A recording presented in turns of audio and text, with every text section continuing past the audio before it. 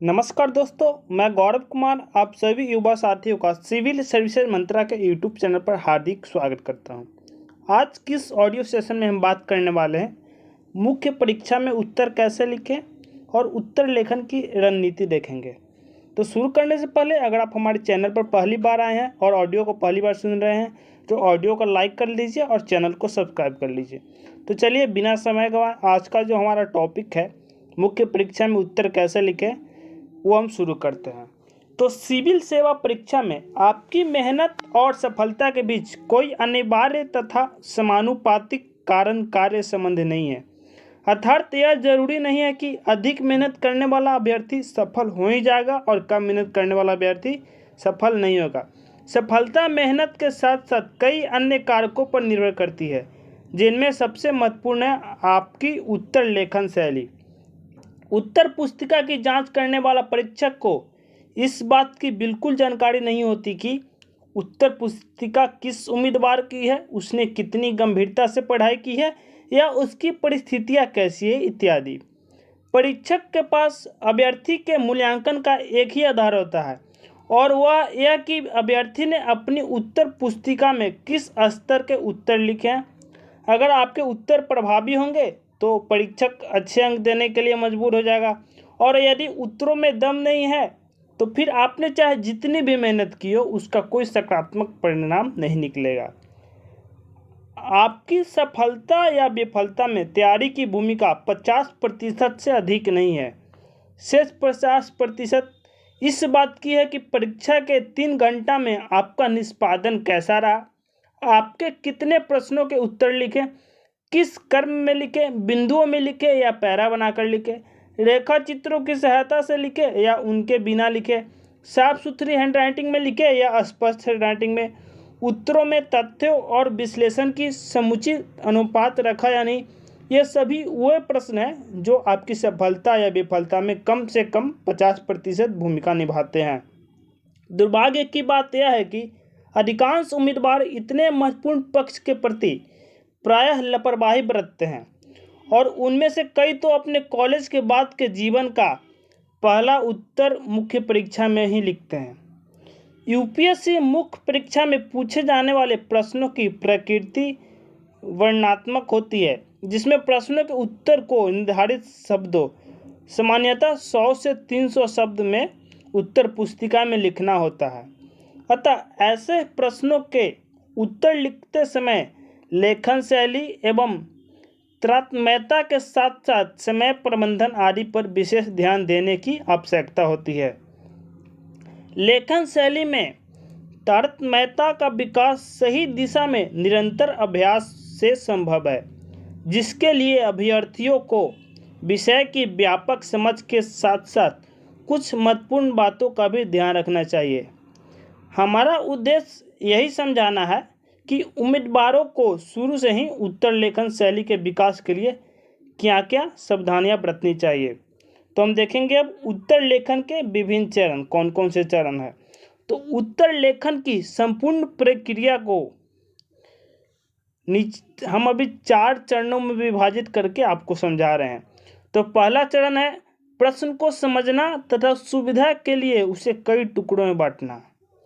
दूसरा चरण है उत्तर की रूपरेखा तैयार करना। तीसरा उत्तर लिखना और चौथा उत्तर के प्रस्तुतिकरण को आकर्षक बनाना। तो अब हम पहला चरण को देखेंगे। तो पहला चरण है प्रश्न को समझना तथा टुकड़ों में बांटना। तो उत्तर लेखन प्रक्रिया का सबसे पहला चरण यही है कि उम्मीदवार प्रश्न को कितने सटीक तरीके से समझता है तथा उसमें छिपे विभिन्न उप प्रश्नों तथा उनके पारस्परिक संबंधों को कैसे परिभाषित करता है। सच तो यह है कि आधे से अधिक अभ्यर्थी इस पहले चरण में ही गंभीर गलतियां कर बैठते हैं। प्रश्न को समझने का अर्थ यह है कि प्रश्नकर्ता हमसे क्या पूछना चाहता है। कई बार प्रश्न की भाषा ऐसी होती है कि हम संदेह में रहते हैं कि क्या लिखे क्या छोड़े। इस समस्या का निराकरण करने के लिए प्रश्न को समझने की क्षमता का विकास करना आवश्यक है। प्रश्न को ठीक से समझने के लिए मुख्यतः 2 बातों पर ध्यान देना चाहिए। पहला, प्रश्न के अंत में किस शब्द का प्रयोग किया गया है। दूसरा, प्रश्न के कथन में कितने तार्किक हिस्से विद्यमान हैं और उन सभी आप में आपसी संबंध क्या है। प्रश्न के अंत में दिए गए शब्दों से आशय उन शब्दों से है जो बताते हैं कि प्रश्न के संबंध में अभ्यर्थी को क्या करना है। ऐसे शब्दों में विवेचन कीजिए, विश्लेषण कीजिए, प्रकाश डालिए, व्याख्या कीजिए, मूल्यांकन कीजिए, आलोचनात्मक मूल्यांकन, परीक्षण, निरीक्षण, समीक्षा, आलोचना, समालोचना, वर्णन या विवरण एवं स्पष्ट कीजिए या स्पष्टीकरण दीजिए इत्यादि शामिल हैं। ये सब जो बातें प्रश्न के अंत में लिखे होते हैं। इन शब्दों के आधार पर तय होता है कि परीक्षक अभ्यर्थियों से उत्तर में क्या उम्मीद कर रहा है। यह सही है कि बहुत से परीक्षक खुद ही इन शब्दों के प्रति हमेशा चौकस नहीं रहते हैं, किंतु अभ्यर्थियों को यही मानकर चलना चाहिए कि परीक्षक इन्हीं शब्दों को आधार बनाकर ही उत्तर का मूल्यांकन करते हैं। इसको ध्यान में रखते हुए हमने कुछ महत्वपूर्ण शब्दों को विभिन्न वर्गों में बांटकर उसके सही आशय को स्पष्ट किया है, जिससे आपके उत्तर को एक सही दिशा मिल सके। तो आज हम देखेंगे व्याख्या, वर्णन, विवरण या स्पष्ट कीजिए या स्पष्टीकरण दीजिए या प्रकाश डालिए। तो इन सभी शब्दों से प्रायः समान आशय व्यक्त होते हैं। ऐसे प्रश्नों में अभ्यर्थी से सिर्फ इतनी अपेक्षा होती है कि वह पूछे गए प्रश्न से संबंधित जानकारियां सरल भाषा में व्यक्त कर दे। वर्णन और विवरण वाले प्रश्नों में तथ्यों की गुंजाइश ज़्यादा होती है, जबकि व्याख्या कीजिए, प्रकाश डालिए या स्पष्टीकरण दीजिए वाले प्रश्नों में पूछे गए विषय को सरल भाषा में समझाते हुए लिखने की अपेक्षा होती है। आलोचना, समीक्षा, समालोचना, परीक्षा, परीक्षण, निरीक्षण, गुण दोष विवेचन, इन सभी प्रश्नों को एक वर्ग में रखा जा सकता है। ऐसे प्रश्न उम्मीदवार से किसी तथ्य या कथन की अच्छाइयों और बुराइयों की गहरी समझ की अपेक्षा करते हैं। आलोचना शब्द से यह भाव जरूर निकलता है कि अभ्यर्थी को इससे पूछे गए विषय से जुड़ी नकारात्मक बातें लिखनी है, किंतु सच यह है कि आलोचना का सही अर्थ गुण और दोष दोनों पक्षों पर ध्यान देना होता है। मोटे तौर पर अनुपात यह रखा जा सकता है कि समीक्षा, समालोचना, परीक्षा, परीक्षण, निरीक्षण जैसे प्रश्नों में अच्छे और बुरे पक्षों का अनुपात लगभग बराबर रखा जाए, जबकि आलोचना वाले प्रश्नों में नकारात्मक प्रश्नों का अनुपात कुछ बढ़ा दिया जाए, अर्थात 70 से 75% तक कर दिया जाए।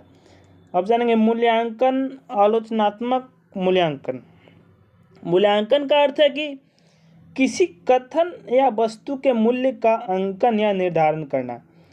ऐसे प्रश्नों में अभ्यर्थी से अपेक्षा होती है कि वह पूछे गए विषय को सार्वकालिक या वर्तमान महत्व रेखांकित करें, उसकी कमियां भी बताएं और अंत में स्पष्ट करें कि उस कथन या वस्तु की समग्र उपयोगिता कितनी है।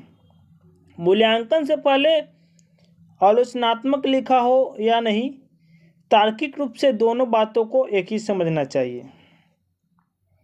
मूल्यांकन की कोई भी गंभीर प्रक्रिया तभी पूरी हो सकती है जब उसके मूल्य में आलोचनात्मक पक्ष का एक ध्यान रखा गया हो। सार यह है कि आलोचनात्मक मूल्यांकन वाले प्रश्नों में अभ्यर्थी को पहले गुण और दोष बताने चाहिए और अंत में उन दोनों की तुलना के आधार पर यह स्पष्ट करना चाहिए कि उस कथन या वस्तु का क्या और कितना महत्व है। अब जानेंगे विवेचना या मीमांसा के बारे में। तो मीमांसा का अर्थ होता है कि किसी विषय को व्यवस्थित तथा संपूर्ण रूप में प्रस्तुत करना।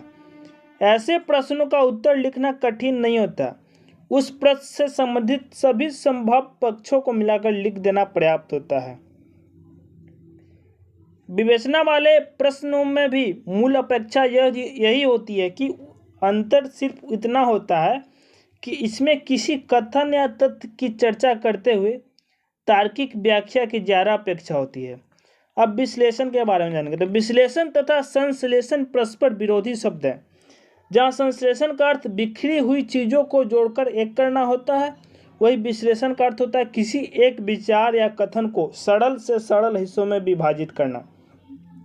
किसी कथन का विश्लेषण करते हुए अभ्यर्थियों को अपने मन में क्या, क्यों, कैसे, कब, कहाँ, कितना जैसे संदर्भों को आधार बनाना चाहिए। अब जानेंगे प्रश्नों का तार्किक विखंडन के बारे में। तो सरल भाषा में कहे तो तार्किक विखंडन का अर्थ है जटिल वाक्यों को कुछ सरल वाक्यों में तोड़कर उसमें अंतर्निहित उप प्रश्नों की पहचान कराना। सरल कथनों में तो यह समस्या सामने नहीं आती, किंतु जैसे ही जटिल वाक्य संयोजन वाले प्रश्न उपस्थित होते हैं, अभ्यर्थी के समक्ष उनकी व्याख्या और अर्थबोध से जुड़ी कठिनाइयां प्रकट होने लगती है। ऐसी स्थिति में अभ्यर्थी को मुख्य रूप से उन मात्रा सूचक या तीव्रता सूचक शब्दों पर ध्यान देना चाहिए जो प्रश्न का फोकस निर्धारित करते हैं। उदाहरण के लिए यदि प्रश्न है कि 1975 में घोषित राष्ट्रीय आपातकाल स्वतंत्र भारत के इतिहास में सबसे विवादास्पद समय में एक के रूप में देखा जाता है, मूल्यांकन कीजिए, तो इसमें सबसे विवादास्पद समयों में से एक वाक्यांश पर सर्वाधिक ध्यान दिया जाना चाहिए।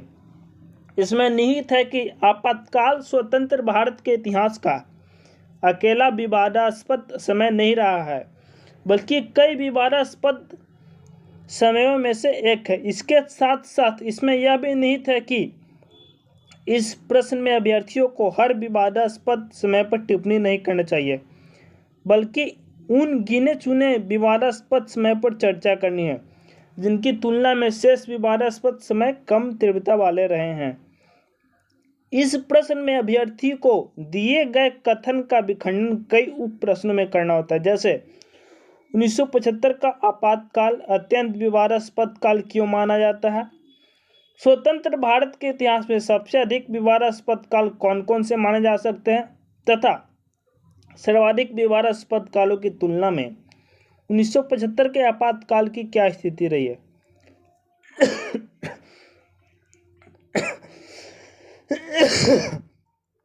अब जानेंगे उत्तर की रूपरेखा तैयार करना।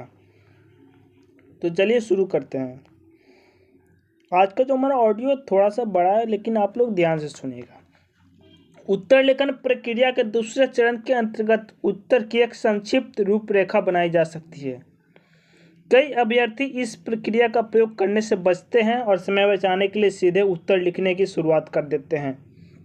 अगर उनकी लेखन क्षमता बहुत सधी हुई न हो तो तय मानकर चलिए उनके उत्तर की अव्यवस्था तथा बिखराव का आना स्वाभाविक है।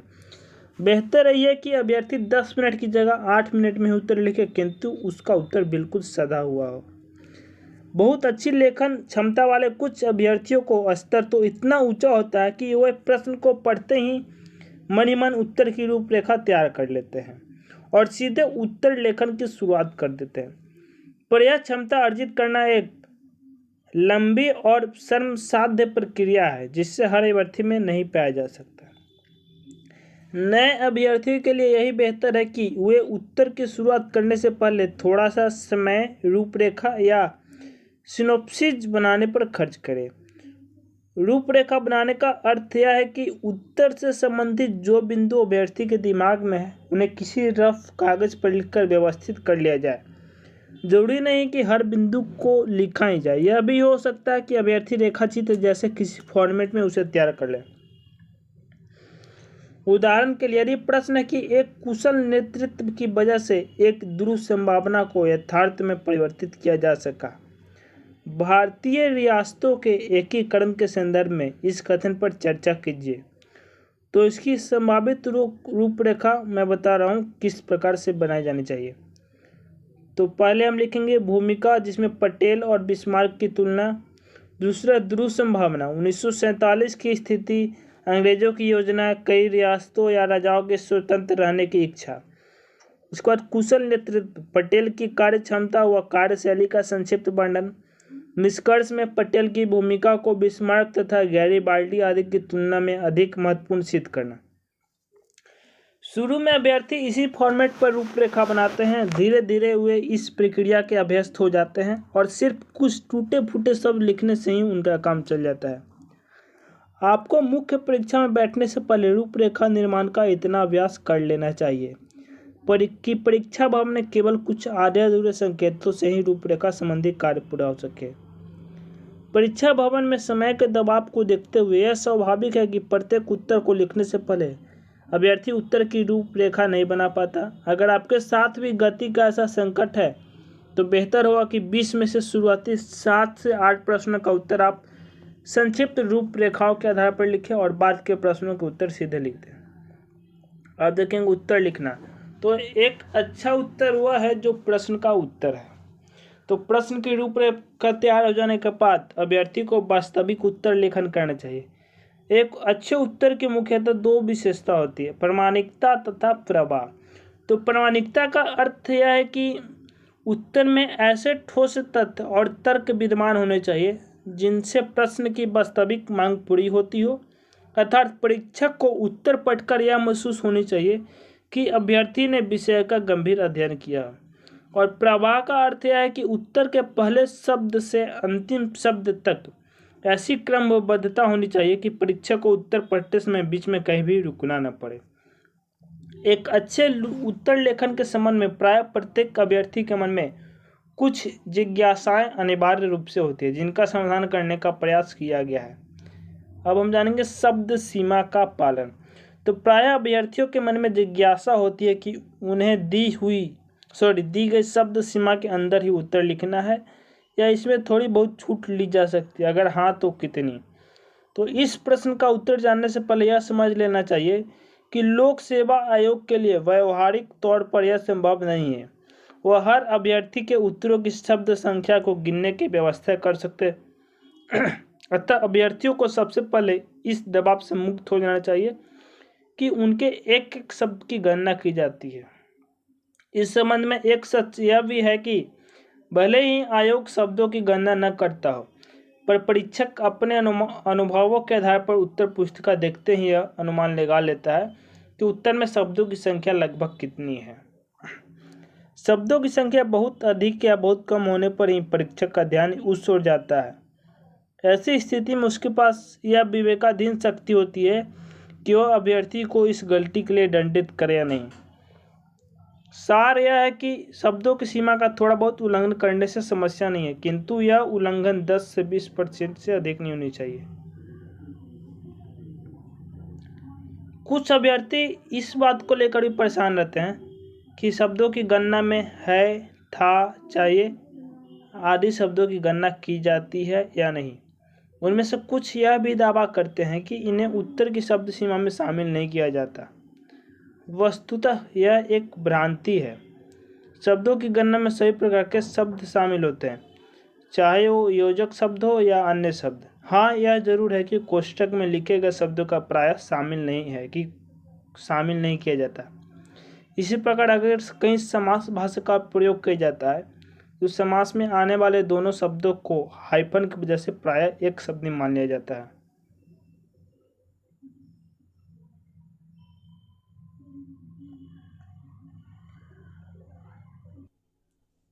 अब हम जानेंगे बिंदुओं में लिखे या पैराग्राफ में। तो यह भी अधिकांश उम्मीदवारों की एक सामान्य जिज्ञासा है कि उन्हें उत्तर लेखन के अंतर्गत बिंदुओं का प्रयोग करना चाहिए या नहीं। वस्तुतः इस प्रश्न का उत्तर हाँ या नहीं में देना संभव नहीं है। यह निर्णय इस बात पर निर्भर करता है कि एक प्रश्न की प्रकृति क्या है। अगर प्रश्न की प्रकृति ऐसी है उसके उत्तर में विभिन्न तथ्यों या बिंदुओं को सूचीबद्ध किए जाने की आवश्यकता है तो निस्संदेह उसमें बिंदुओं का प्रयोग किया जाना चाहिए। किंतु अगर प्रश्न की प्रकृति शुद्ध विश्लेषणात्मक है तो बिंदुओं के प्रयोग से बचना आवश्यक है। ऐसा उत्तर पैराग्राफ पद्धति के अनुसार लिखना ही ठीक रहता है। उदाहरण के तौर पर अगर यह प्रश्न पूछ लिया जाए कि भारतीय स्वतंत्रता आंदोलन के दौरान घटने वाली सबसे महत्वपूर्ण 5 घटनाएं कौन सी थी, तो इसके उत्तर में बिंदुओं का प्रयोग किया जाना चाहिए। एक छोटी सी भूमिका लिखने के बाद अभ्यर्थी को सीधे 1 से 5 तक बिंदु बनाकर एक एक तथ्य प्रस्तुत करते जाना चाहिए। अगर यह प्रश्न पूछ लिया जाए कि जहां महात्मा गांधी जाति व्यवस्था की कुरीतियों पर कोई गंभीर चोट नहीं कर सके वही डॉक्टर अंबेडकर ने जाति व्यवस्था के मूल पर प्रहार किया, स्पष्ट कीजिए। तो इस प्रश्न की स्पष्ट अपेक्षा है कि उत्तर का पहला पैरा महात्मा गांधी के संबंध में और दूसरे पैरा डॉक्टर अंबेडकर के संबंध में लिखा जाना चाहिए और दोनों ही पैराग्राफों में सिर्फ एक एक बिंदु की व्याख्या किए जाने की जरूरत है। स्पष्ट है कि ऐसे उत्तरों में बिंदुओं या शीर्षकों की भूमिका नहीं होती। यदि हम अनावश्यक बिंदुओं का प्रयोग करेंगे तो निस्संदेह नुकसान में रहेंगे। अब जानेंगे रेखा चित्रों का प्रयोग करें या नहीं। तो चलिए रेखा चित्र के बारे में देख लेते हैं।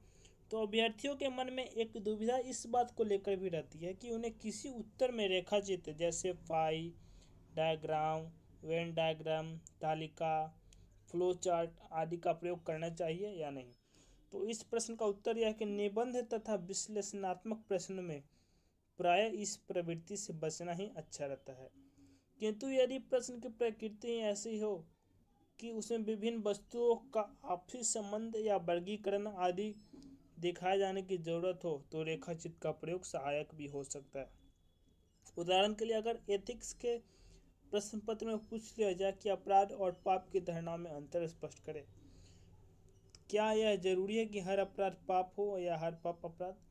तो इस प्रश्न के उत्तर में दो अवधारणाओं को संबंध स्पष्ट करने के लिए वेन डायग्राम का उपयोग कर ले जाना चाहिए। कोई जटिल अवधारणाओं में अंतर जितनी आसानी से किसी डायग्राम के माध्यम से स्पष्ट किया जा सकता है उतनी आसानी से लिखित शब्दों के माध्यम से नहीं। अब हम सार यह है कि जहाँ विभिन्न धारणाओं के पारस्परिक संबंधों या वर्गीकरण आदि को स्पष्ट करना हो वहाँ रेखाचित्र शैली का प्रयोग करना हमेशा फायदेमंद होता है। किंतु शुद्ध विश्लेषणात्मक प्रश्नों में ऐसे प्रयोगों से बचना चाहिए। कैसी शब्दावली का प्रयोग करें ये जानेंगे अब। तो उत्तर लिखने में भाषा शैली की सरलता एवं सहजता बनाए रखना चाहिए। शब्दों के चयन में इतनी सावधानी बरतना अनिवार्य है कि उत्तर की गरिमा से समझौता न हो। उर्दू फारसी परंपरा के शब्दों का प्रयोग निबंध में तो कुछ मात्रा में किया जा सकता है, किंतु सामान्य अध्ययन के प्रश्न पत्रों में ऐसी भाषा का प्रयोग से बचना चाहिए। अंग्रेजी की शब्दावली का प्रयोग करने में समस्याएं कम है। जहाँ भी कोई जटिल तकनीकी शब्द पहली बार आए वहाँ आपको कोष्टक में अंग्रेजी का शब्द ही लिखे देना चाहिए। कोष्टक में लिखते समय आप रोमन लिपि का प्रयोग कर सकते हैं। अगर आप अंग्रेजी किसी तकनीक शब्द का प्रयोग देवनागरी लिपि में करते हैं तो उसके लिए कोष्टक की ज़रूरत नहीं है। किंतु ध्यान रखें इस सुविधा का प्रयोग केवल बहुत ज़रूरी शब्दों के लिए ही किया जाना चाहिए। अगर अंग्रेजी शब्दों का प्रयोग सामान्य अनुपात से अधिक मात्रा में हुआ तो परीक्षक के मस्तिष्क पर नकारात्मक प्रभाव डाल सकता है। परीक्षा में सामान्यतः उस शब्दावली को अधिक महत्व दे जो संस्कृत मूल की अर्थात तत्सम है।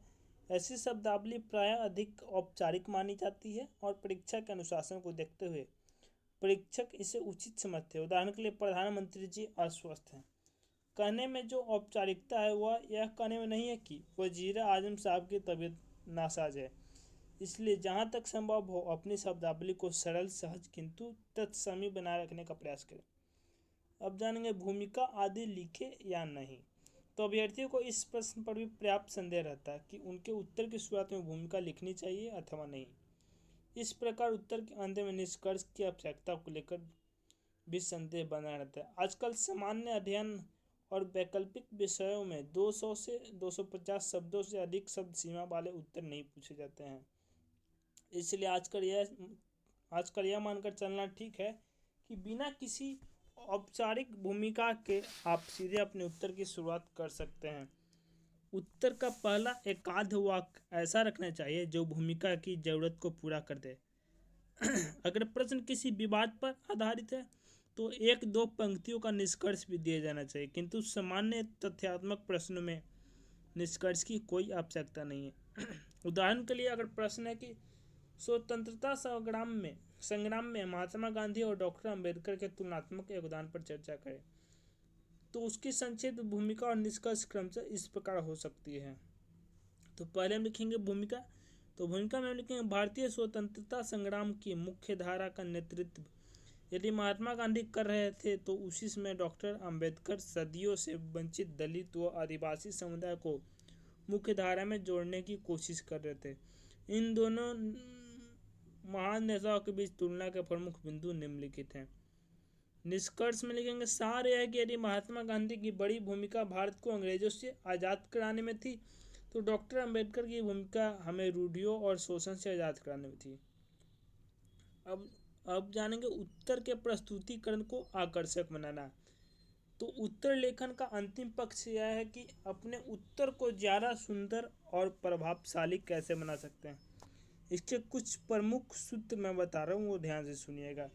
तो उत्तर के सबसे महत्वपूर्ण शब्दों तथा वाक्यों को रेखांकित करना न भूलें। पर यह ध्यान रखें कि रेखांकन का प्रयोग जितनी कम मात्रा में करेंगे उसका प्रभाव उतना ही अधिक होगा। कोई विद्यार्थी लगभग हर पंक्ति को ही रेखांकित कर देते हैं जिसका कोई लाभ नहीं मिलता। अगला पॉइंट, अभ्यर्थियों को चाहिए कि वह काले और नीले दो रंगों के पेन का प्रयोग करें। जैसे वह नीले पेन से उत्तर लिख सकता है और काले पेन से महत्वपूर्ण हिस्सों को रेखांकित कर सकता है। पर यह ध्यान रखें कि इन दोनों रंगों के अलावा अन्य किसी भी रंग के पेन का प्रयोग करना नियम के विरुद्ध है। आपकी लिखावट यानी कि हैंड राइटिंग जितनी साफ सुथरी होगी, आपको अधिक अंक मिलने की संभावना उतनी ही अधिक होगी। अच्छी हैंड राइटिंग से एक मनोवैज्ञानिक लाभ मिल जाता है जो अंततः अंकों के लाभ में परिणत होता है। अगर आपकी हैंड राइटिंग साफ नहीं है तो नुकसान होना तय है। इसलिए अभी से कोशिश कीजिए कि हैंड राइटिंग कम से कम ऐसी ज़रूर हो जाए कि उसे पढ़ते हुए परीक्षक को तनाव या सिर दर्द न हो। अपने शब्दों तथा पंक्तियों के मध्य खाली स्थान इस तरह से छोड़े कि आपकी उत्तर पुस्तिका आकर्षक नजर आए। दो पंक्तियों के बीच में जितना गैप छोड़ते हैं, दो पैराग्राफ के बीच में उससे कुछ ज़्यादा गैप छोड़े ताकि दूर से देखकर ही यह समझ आ जाए कि कहाँ से नया पैराग्राफ शुरू हो रहा है। इसी प्रकार हर नया पैराग्राफ लगभग एक ही स्केल से शुरू करें। बाईं तरफ जहाँ से लिखने का स्थान शुरू होता है वहाँ से लगभग 2 शब्द को खाली स्थान छोड़कर पैराग्राफ शुरू करना चाहिए, तभी पैराग्राफ उसी बिंदु से शुरू किए जाने चाहिए। अब परीक्षा में समय प्रबंधन के बारे में जानेंगे। तो परीक्षा में समय प्रबंधन, मुख्य परीक्षा में प्राय सभी प्रश्न पत्रों में एक बड़ी समस्या यह भी आती है कि 3 घंटों में सभी प्रश्नों का उत्तर कैसे लिखा जाए, प्रत्येक प्रश्न को कितना समय दिया जाए, सभी प्रश्न किए जाए या कुछ को छोड़ दिया जाए, आदि आदि।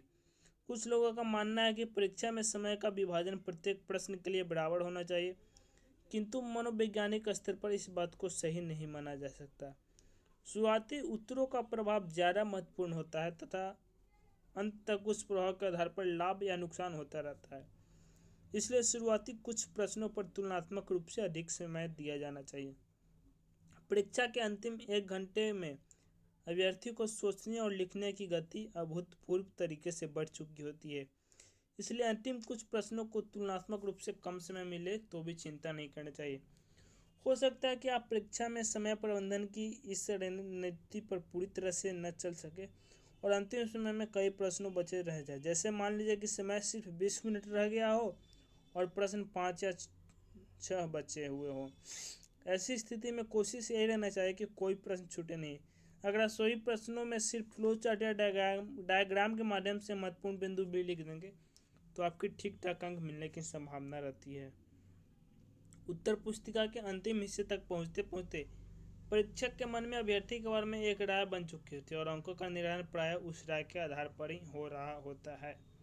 अगर आपके बारे में पहले ही अच्छी राय बन गई हो तो अंतिम कुछ प्रश्नों में डायग्राम या सिर्फ बिंदु देखकर ही परीक्षक अच्छे अंक दे देगा, क्योंकि वह आपके पक्ष में सकारात्मक अभिवृत्ति बना चुका होता है।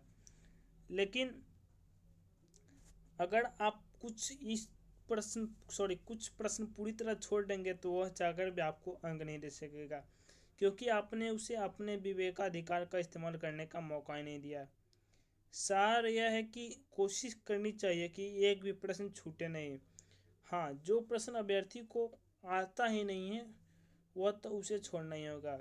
अगर आप उपरोक्त सभी बिंदुओं को सुनते हुए ध्यान में रखते हुए उत्तर लिखते हैं तो निश्चित रूप से आपका उत्तर श्रेष्ठ होगा और आप अच्छे अंक प्राप्त कर सकेंगे, जिससे आपकी सफलता की संभावना बढ़ जाएगी। तो आज का जो हमारा ऑडियो टॉपिक था उत्तर लेखन की रणनीति के बारे में, मुख्य परीक्षा में उत्तर कैसे लिखें, वो यहीं पे समाप्त होता है। उम्मीद करता हूँ कि ये ऑडियो आपको पसंद आया होगा। अगर पसंद आया होगा तो लाइक कर दीजिए और यदि आपकी कोई सजेशन है तो कमेंट में बताइए। हम अगली ऑडियो में कोशिश करेंगे कि हम अपने आप को इम्प्रूव करें। तब तक के लिए पढ़ाई करते रहें। ऑल द वेरी बेस्ट और चैनल को सब्सक्राइब कर लीजिए। धन्यवाद मित्रों।